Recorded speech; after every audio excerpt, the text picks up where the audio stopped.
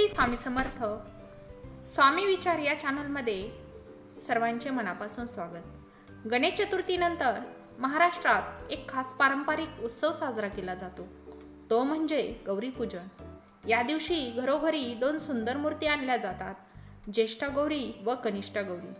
पण या दोन बहिणींची गोष्ट नेमकी काय आहे, या कथेमागे कोणती दंतकथा आहे, चला जाणून घेऊया। गौरी म्हणजेच माता पार्वती। ज्या प्रकारे श्री गणेश हे तिचे पुत्र आहेत, त्याचप्रमाणे गौरी पूजनात आणल्या जाणाऱ्या ज्येष्ठा व कनिष्ठा या देवी पार्वतीच्या रूपात पूजल्या जातात। काही ठिकाणी त्यांना पार्वतीच्या बहिणी देखील मानले जाते।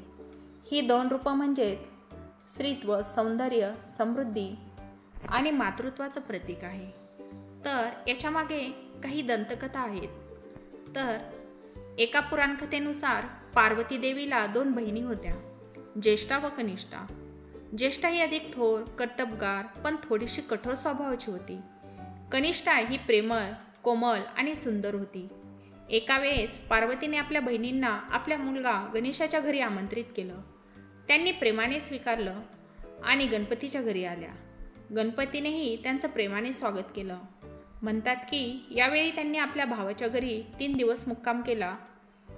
त्या काळात घरात अतिशय सुख समृद्धी, शांतता नांदली। म्हणूनच आजही घरोघरी गौरी 3 दिवसासाठी स्थापन केले जातात। तर दुसरी कथा ही अशी आहे, एक आटपाट नगर होतं आणि त्या नगरीत एक ब्राह्मण राहत होता। त्याच्या घरची गरिबी असल्याने तो फार जपून पैसा खर्च करायचा। पुढे भाद्रपद महिना आला, घरोघरी गौरी गणपतीची आरास होऊ लागली, घरं रंगवली जाऊ लागली, बायका मुली अंगणात रांगोळी काढू लागल्या। लोकांमध्ये सणाचा उत्साह होता, पण ब्राह्मणाघरी शांतता होती। घरोघरी लोकांनी गौरी आणल्या, रस्तोरस्ती नटल्या थटल्या, बायका दृष्टीस पडू लागल्या।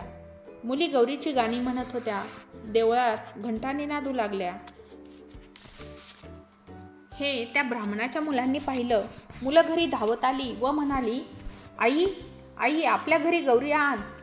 आई जड आवाजात बोलली, बाळांनो, गौर आणून काय करू? तिची पूजापत्री केली पाहिजे, तिला घावन घाटल्याचा नैवेद्य दाखवला पाहिजे। गौर पाहण्यास सवाष्णी येतील, त्यांचा मानपान कसा करू? आपल्या घरात तर काही नाही, तुम्ही हा हट्ट बाबांपाशी करा। त्यांना बाजारातून सामान सुमान आणायला सांगा, त्यांनी सामान आणलं तर मी गौर आणीन। मुलं आईजवळून उठली आणि बाबांपाशी आली। गलका करून म्हणाली, बाबा बाबा तुम्ही बाजारात जा, घावन घाटल्याचं सामान आणा, म्हणजे आई आपल्या घरी गौर आणेल। मुलांचा हट्ट ऐकून बापाला वाईट वाटले। साधी हौसही गरिबीमुळे पुरवता येत नाही हे त्याच्या मनाला लागले। सोन्यासारखी मुले आहेत, पण गरिबीपुढे हात टेकीस आले। मागायला जावं तर कोणी काही सणावारात देणार नाही, त्यापेक्षा मेलेलं बरं, असा अभद्र विचार करून तो उठला। देवाचा धावा करत तळ्याच्या काठाशी आला। तोपर्यंत संध्याकाळ होत आली, दिवे लागण्याची वेळ होती। जवळच एक वृद्धा सवाशीण येऊन उभी राहिली। तिने त्याची चाहूल घेतली असावी। ब्राह्मणाने आपली रडकथा तिला सांगितली। म्हातारीला वाईट वाटले। तिने 4 समजुतीच्या गोष्टी त्याला सांगितल्या आणि त्याचं समाधान केलं। त्या ब्राह्मणानं म्हातारीला घरी आणलं। बायकोनं सांजवात केली आणि पाहुणीबाई कोण आणल्या असं नवऱ्याला विचारलं। नवऱ्यानं आजी आहेत असं सांगितलं। बायको स्वयंपाकघरात आली, आंबिलीसाठी कण्या पाहू लागली। मडकं कण्यांनी भरलेलं दृष्टीस पडलं। तिला फार नवल वाटलं। तिनं ही गोष्ट नवऱ्याला सांगितली, त्यालाही आनंद वाटला। तिनं पुष्कळ पेच केली, सगळ्यांनी पोटभर खाल्ली। सगळीजण आनंदानं निजली। सकाळ झाली, म्हातारीनं ब्राह्मणाला हळी दिली व म्हणाली, मुला आम्हाला नाहू घालायला सांग, घावन घातलं कर, नाही असं काही म्हणू नको, रडू काही गाऊ नको। ब्राह्मण उठला व बायकोजवळ आला। अगं ऐकलंस का, आजीबाईला नाहू घाल असं म्हणून तो भिक्षेकरता गावात गेला। त्याला पुष्कळ भिक्षा मिळाली, भरपूर गूळ मिळाला। त्यानं सगळं सामान घरी आणलं। बायकोनं स्वयंपाक केला, मुलं बाळं पोटभर जेवली। मग म्हातारीनं ब्राह्मणाला हाक मारून म्हटलं, उद्या जेवायला खीर कर। ब्राह्मण म्हणाला, आजी खिरीला दूध कुठून आणू? तर म्हातारी बोलली, तू अजिबात काळजी करू नकोस, तुला जितक्या गाई म्हशी हव्या असतील तितके खुंटे जमिनीत उभे कर, तितक्यांना दावी बांध, संध्याकाळी गोरज मुहूर्तावर गाई म्हशींची नावे घेऊन हाका मार, म्हणजे ते येतील आणि तुझा गोठा भरेल. त्यांचं दूध तू काढ. ब्राह्मणानं म्हातारीच्या बोलावर विश्वास ठेवून गोठ्यात खुंट उभे केले. संध्याकाळ झाली. ब्राह्मणाने गाई म्हशींना हाका मारल्या. त्या वासरांसह धावत आल्या. सर्व गोठा भरला. ब्राह्मणाने त्यांचं दूध काढलं. दुसऱ्या दिवशी खीर केली. संध्याकाळी म्हातारी म्हणाली, मुला मला आता पोचती कर. ब्राह्मण म्हणाला, आजी आजी, तुमच्या कृपेने मला सगळं काही मिळालं. आता तुम्हाला परत कसं पाठवू? तुम्ही गेला तर हे सगळं नाहीसं होईल. म्हातारी हसली व बोलली, त्याची तुला चिंता नको. माझ्या आशीर्वादाने तुला काही कमी पडणार नाही. ज्येष्ठागोर म्हणतात ती मीच आहे बाळा. आज मला पोचती कर. तुम्ही दिलेलं हे असंच उत्तरोत्तर वाढावं असा काही उपाय सांगा. ब्राह्मण हात जोडून म्हणाला. ज्येष्ठागौरी म्हणाली, तुला येताना वाळू देईन, ती साऱ्या घरभर टाक. हंड्यावर टाक, मडक्यावर टाक, पेटी फडताळात टाक, गोठ्यात टाक. असं केलंस तर काही कमी पडणार नाही. ब्राह्मणानं गौरीची पूजा केली. गौर प्रसन्न झाली.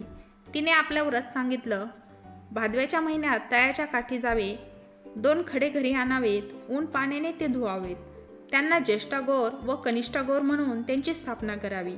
त्यांची मनोभावे पूजा करावी. दुसऱ्या दिवशी घावन गोंड, तिसऱ्या दिवशी खीरपुरीचा नैवेद्य दाखवावा.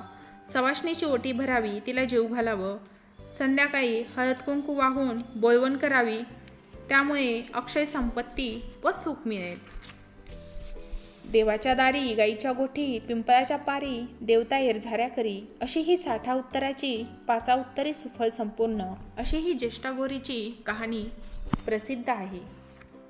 कहाणी काहीही असो, कथा काहीही असो, परंतु या कथेच्या मागे एक गूढ सामाजिक संदेशही आहे. बहिणींच्या भेटीतून कुटुंबात प्रेम, एकत्रितपणा आणि नात्यांची गोडी यांचा महत्त्वाचा संदेश दिला जातो. जेव्हा बहिणी घरी येतात तेव्हा घर उजळून निघतं. अगदी गौरी येतात तशा. आजही आपण पाहतो अनेक सुनबाई आपल्या माहेरच्या देवीला म्हणजेच आपल्या आईवडिलांच्या घरातील गौरीला सासरी घेऊन येतात.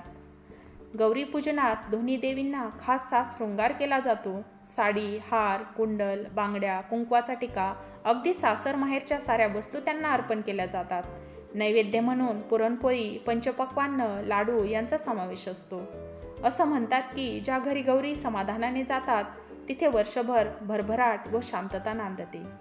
गौरी पूजन हे फक्त धार्मिक कर्मकांड नाही, तर ते नात्यांचं, प्रेमाचं आणि स्त्रीशक्तीचं एक सुंदर प्रतीक आहे.